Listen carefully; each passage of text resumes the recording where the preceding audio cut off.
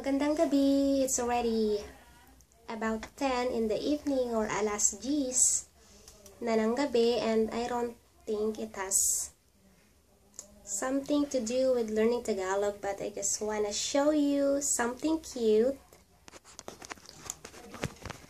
So let's go and look.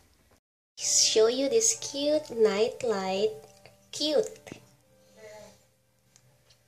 And it has, I think, 4 or 5 different colors. I just don't know if you can see that. Right now it's green, I mean blue or asul. And here's yellow or dilaw.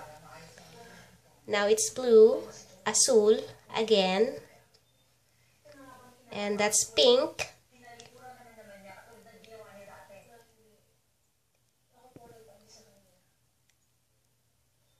Pink is rosas. And here's orange or dalandan. Now it's green or berde. And also, I think I already did a video about colors in Tagalog.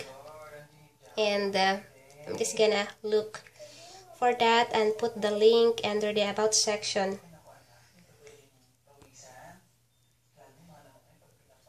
So that's it, everyone. Good night.